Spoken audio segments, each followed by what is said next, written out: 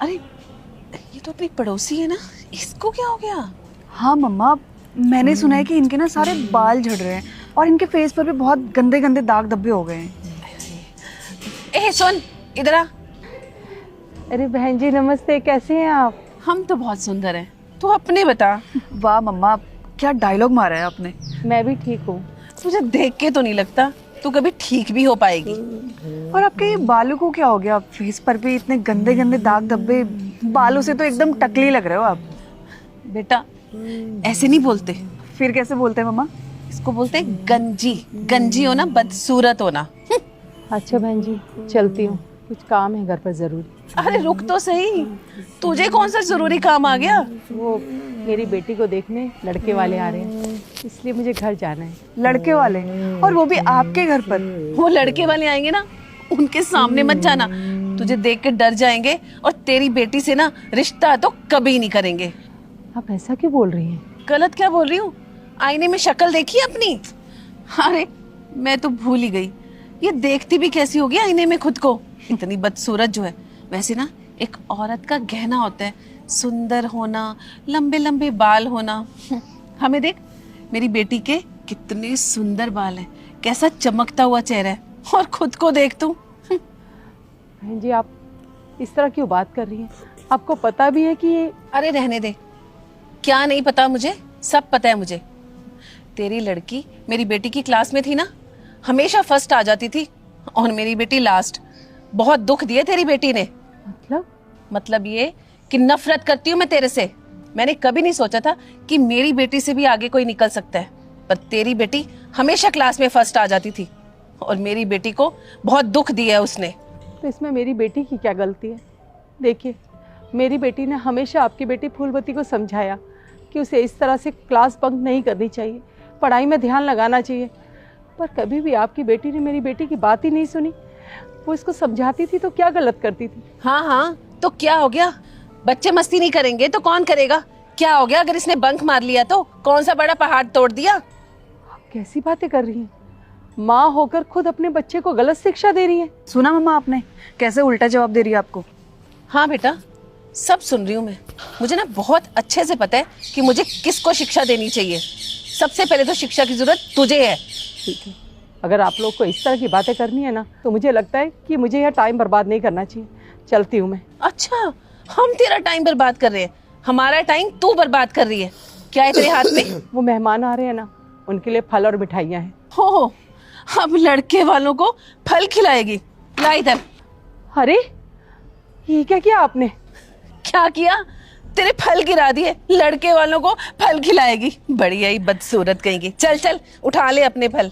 और आज के बाद मेरी मम्मी के सामने बोलने की हिम्मत भी मत करना। चल बेटा।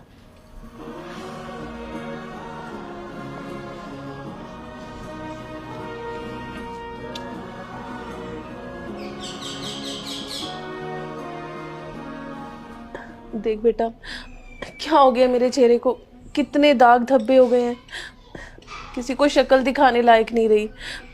मेरी सुंदरता को पता नहीं किसकी नज़र लग गई।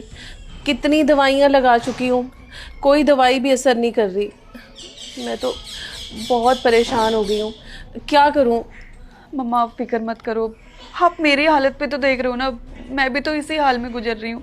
और मेरे बाल देखो, मेरा चेहरा देखो। मैं जब भी बाहर जाती हूँ ना, लोग मेरा बहुत मजाक बनाते हैं और मुझे बिल्कुल अच्छा नहीं लगता है। मम्मा ये सब ना आपकी वजह से हुआ है। आपकी ये तरह तरह की दवाइयाँ लगाकर मेरे जितने भी बाल थे ना, मुझे नहीं लगता कि अब वो भी बचने वाले हैं। ये सब आपकी वजह से हुआ है। मेरी वजह से नहीं, ये सब कुछ तेरी वजह से हुआ है। तू भी मेरी बात कहाँ सुनती थी? मेरे भी देख कितने बाल झड़ रहे हैं, एक दिन ना मैं टकली हो जाऊंगी। ये जो तू नया नया मेकअप का सामान लाती थी ना कि मम्मी ये ट्राई करते हैं, मम्मी ये ट्राई करते हैं, सुंदर तो क्या और बदसूरत होते जा रहे हैं। हम हो ही गए हैं बदसूरत। मुझे कुछ समझ नहीं आ रहा, मैं बाहर भी नहीं जा सकती, बाहर तो क्या ऊपर छत पे भी नहीं जा सकती। कोई मुझे देखेगा तो मेरा चेहरा देख के डर ही जाएगा। अब ये कौन आ गया?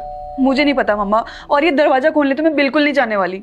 बेटा मैं तो किसी को मुंह दिखाने लायक नहीं रही। हाँ तो मैं क्या करूँ मम्मा, मैंने आपको बोल दिया मैं बिल्कुल नहीं जाने वाली।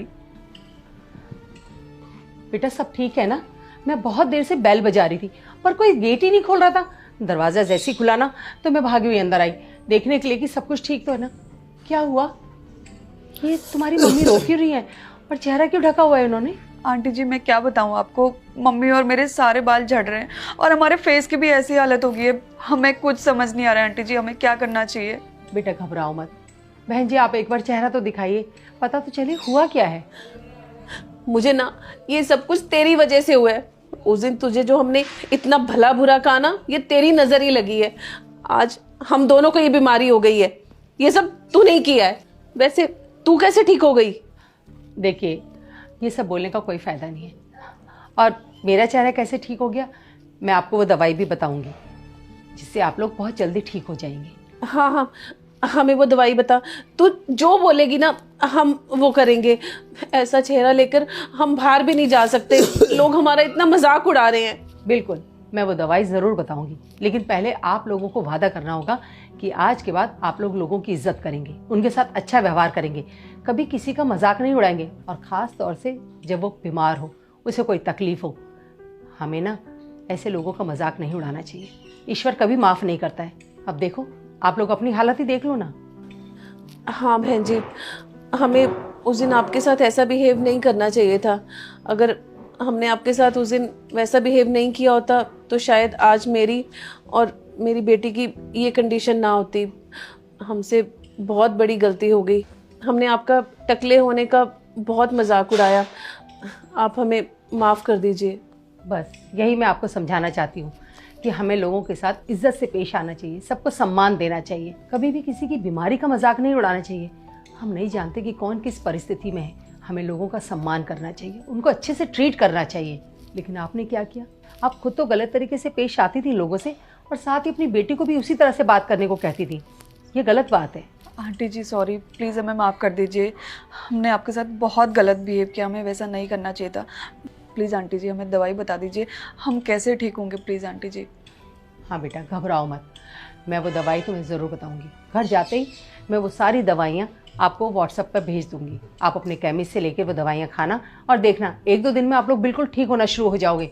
और ये वैसे भी ये कोई छूत की बीमारी नहीं है, आजकल ये बीमारी चल रही है, लेकिन सही दवाई खाने से हम एकदम ठीक भी हो जाते हैं। पर वादा कीजिए आज के बाद आप लोगों के साथ अच्छे से पेश आएंगे। Thank you so much.